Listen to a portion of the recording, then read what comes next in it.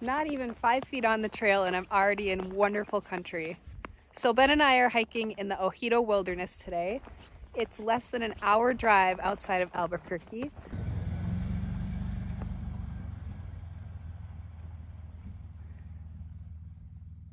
And the first trail that we're doing is the Hoodoo Trail. So gonna see some interesting rock formations. It's the middle of January, so lots of snow, but daytime temps aren't that bad. I'd say maybe, I don't know, 40, 50 degrees today. Ben, what do you think? Yeah, it's pretty nice out today. Yeah. We're the only ones here. There's not really much of a trail, so we will be making our own path as we go. Have a couple of maps with us and we'll see what we can get into.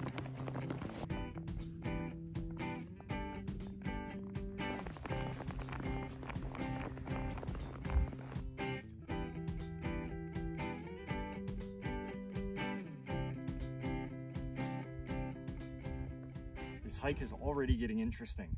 So we're not very far in. We've probably only done about 3/4 of a mile, but you can see already we're getting into the heart of the Ojito Wilderness. I cannot express enough. It's so quiet and wild and desolate out here. I love it. There's not a sound, especially with this fresh snowfall that just came in the last couple of days here in the middle of January. It's just peace and quiet. Beautiful views. As we get deeper into this wilderness, you can see behind me, we have these beautiful mesa tops and these giant ridges that come down into this valley. And I think we're about to get into the Hoodoo formations just down the trail.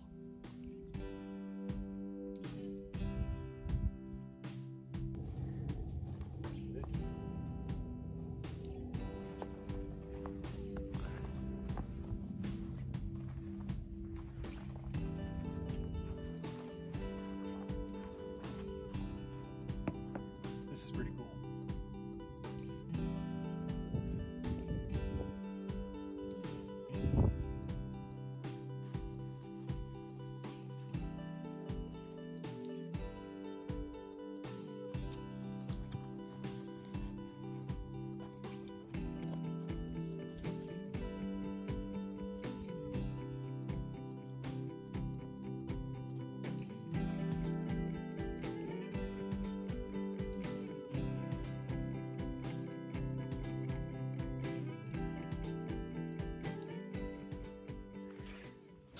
It took a long time for these things to form.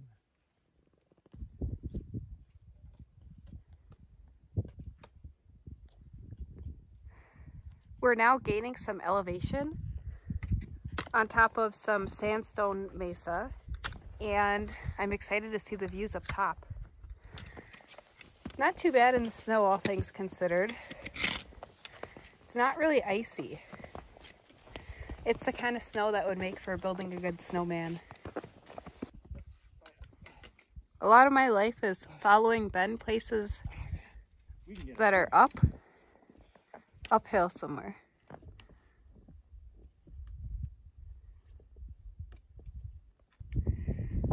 Here's a mesa that we just climbed up, and I'll pan out. Check out these views. This is really cool.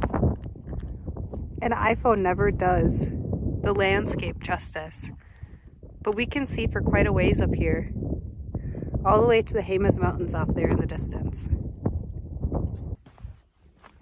We made it back down from the mesa, which is behind me, and the trail looks like it keeps going around the bend, so we're gonna keep following it and see what else there is to see.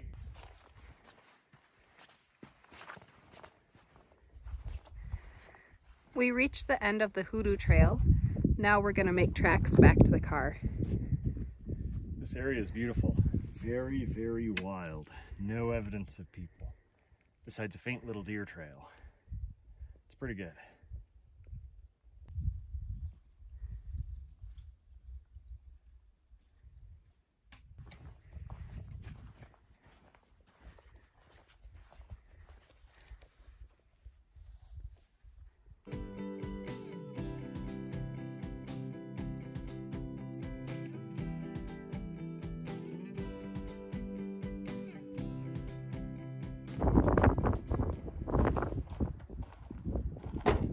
hike number 2. All right, so we found a cool spot that's only about 1.5 miles in, and it takes you to a couple of interesting different features. Apparently, at the end of the trail, there's some really great preserved petroglyphs on the very end of the tip of this mesa that overlays this giant valley. So we're gonna go check that out. And then supposedly, there's one little marking that we found on a GPS that says there's a cave of some kind. So we're gonna go check that out too. But this is the second hike of the day, and it should be pretty good.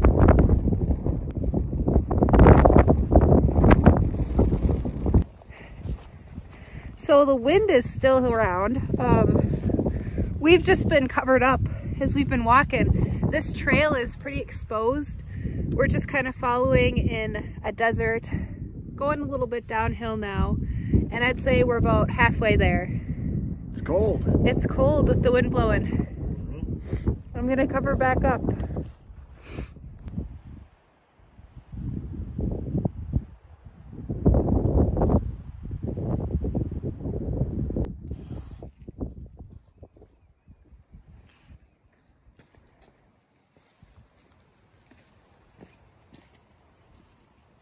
Quite the surprise at the end of this hike.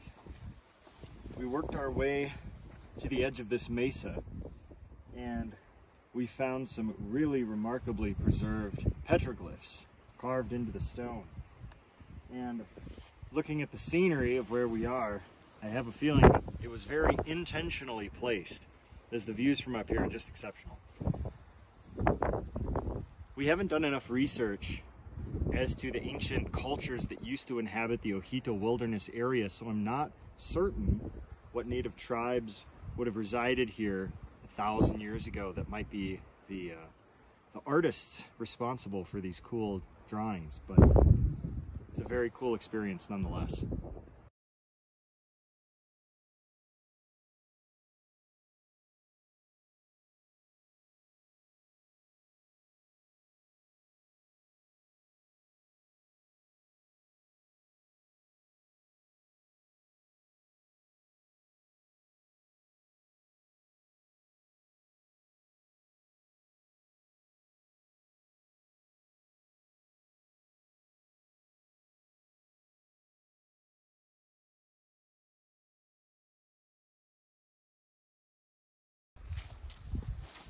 As we're walking along the path, we think we found some additional ones along this cliff edge.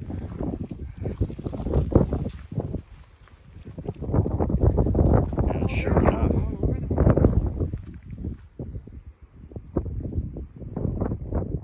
You have to be careful not to step on. There's one right there.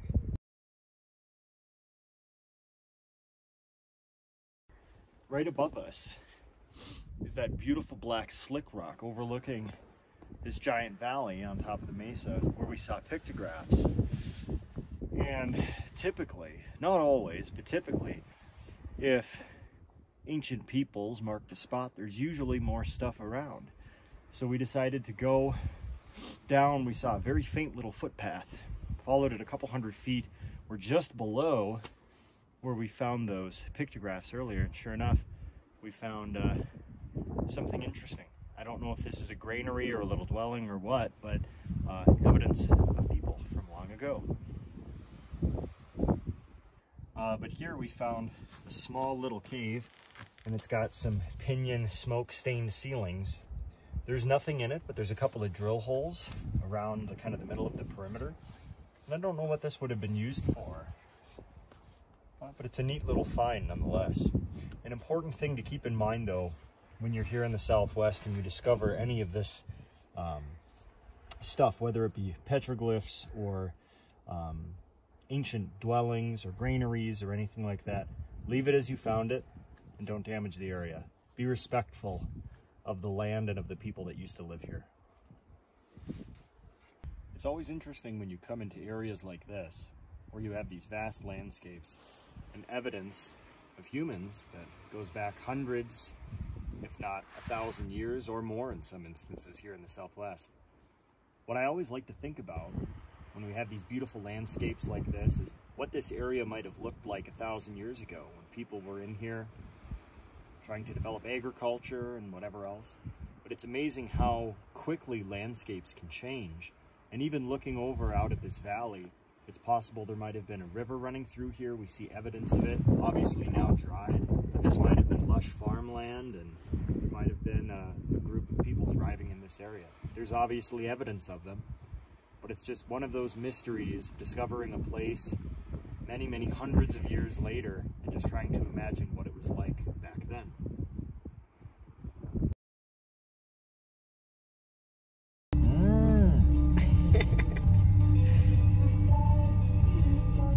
Do you like harassing the cows, Ben? I love harassing the cows. BLM cows are the best cows. He's giving me the stink eye big time right now.